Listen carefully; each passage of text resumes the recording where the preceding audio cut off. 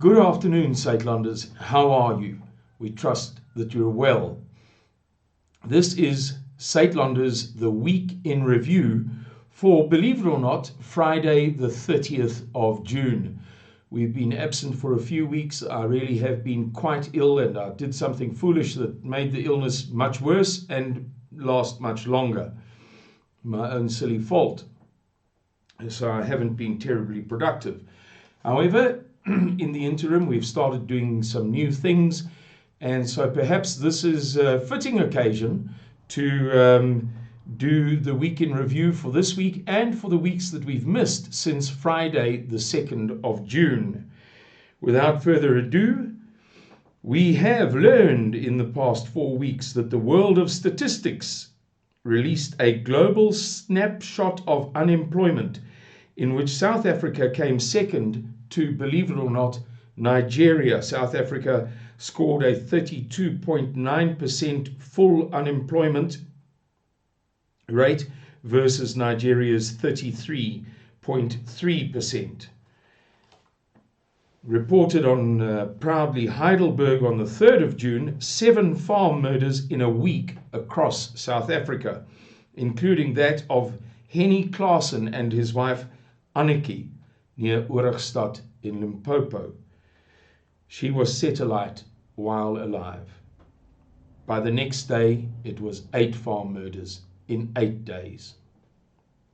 The Epoch Times has revealed that there is a rising demand in the USA for unvaccinated blood, for blood transfers. In response, the American Red Cross issued a joint statement with another organization saying that all vaccinated blood is A-OK. However, further down in their statement, they said that all vaccinated blood donors should provide proof of which vaccinations they had taken, and they may only donate blood 10 days after all symptoms that they may have experienced of adverse events related to the vaccination had completely disappeared. It came out in mybroadband.co.za that Digitech, the Department of Communications digital products portal, was built using a $49, 957 Rand template. It cost the taxpayer 743,000 Rand, 644.95 cents. 743,644 Rand and 95 cents.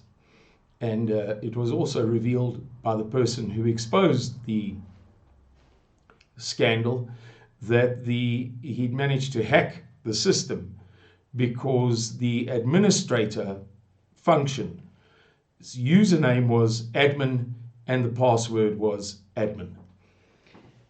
It has been reported that African Bank has crashed into a severe loss as more than 1/3 of its customers are failing to make multiple payments as South Africa's economy falters.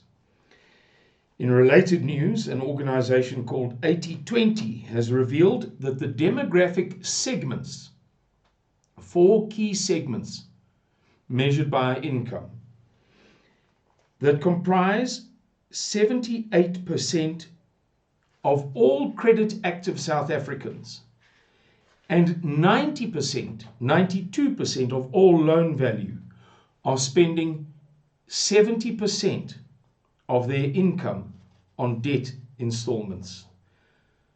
A damning indictment of the severity of the economic crisis enveloping South Africa, if ever there was one. The South African government has insisted that the new plan to issue water licenses based on race shall only be for new applicants.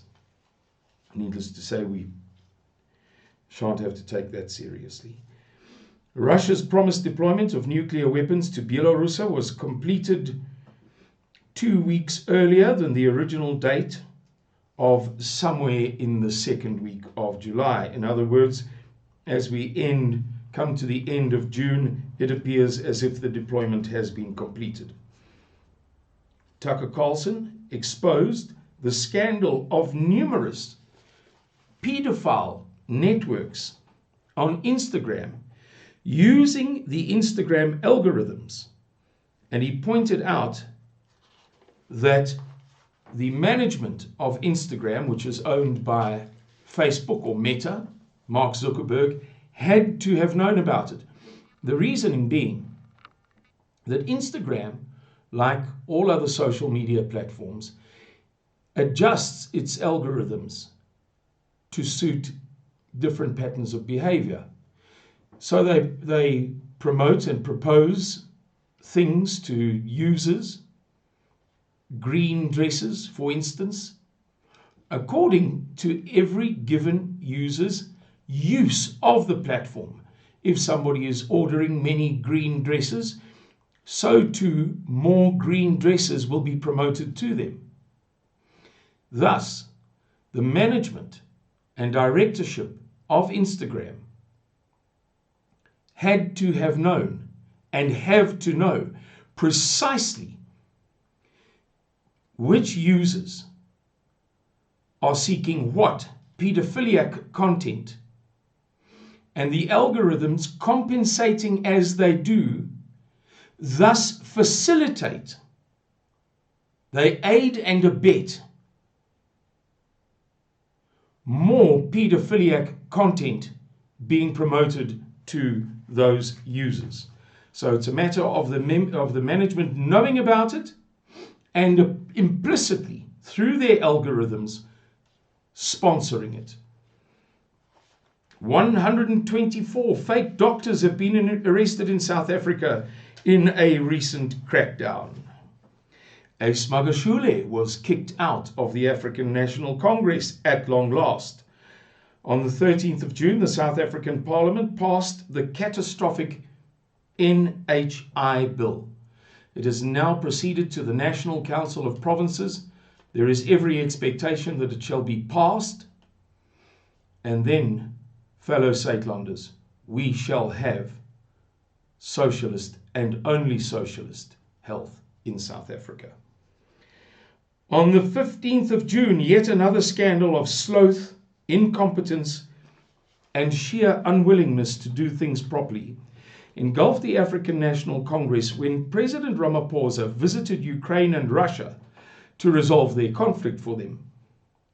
When the airplane, chartered by the SAPS, carrying roughly 120 people, security personnel, and 11 journalists, was turned back at Warsaw, Poland's Chopin Airport because the correct procedures had not been followed.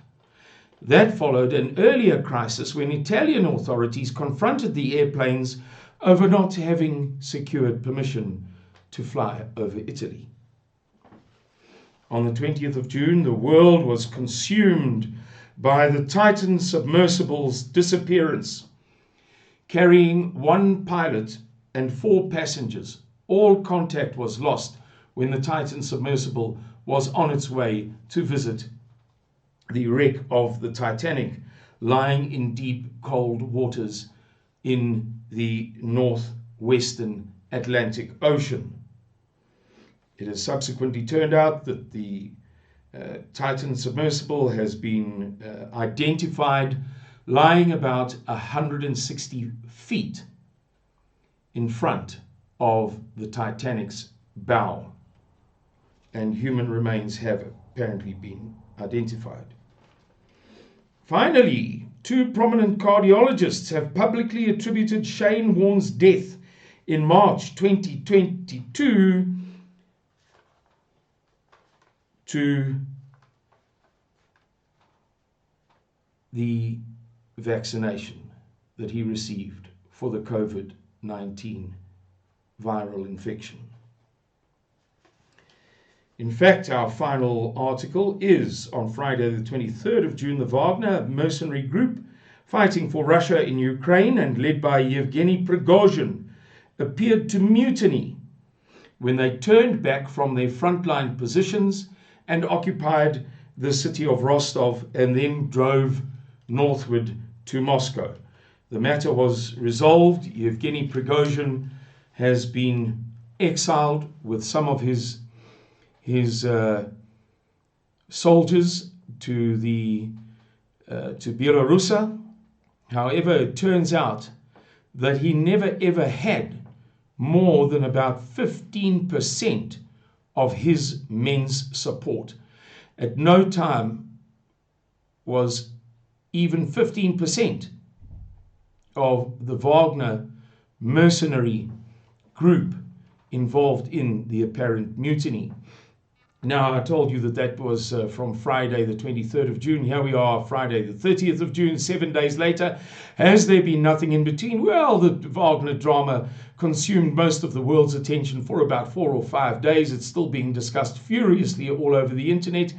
And the disappearance of the Titan submersible also really consumed much of the bandwidth of social media and the internet right into this week. And I can't think of anything truly astonishing from this week that's worth reporting to you. So, ladies and gentlemen, I hope that you enjoyed this abbreviated Suidlanders Week in Review. I hope you appreciate the new production values.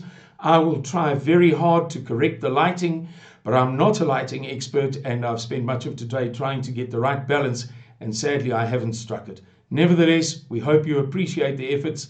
We wish you a blessed weekend, and may our Lord bless and keep you for the difficult times that appear to be emerging in South Africa and all over the world. Goodbye and God bless you.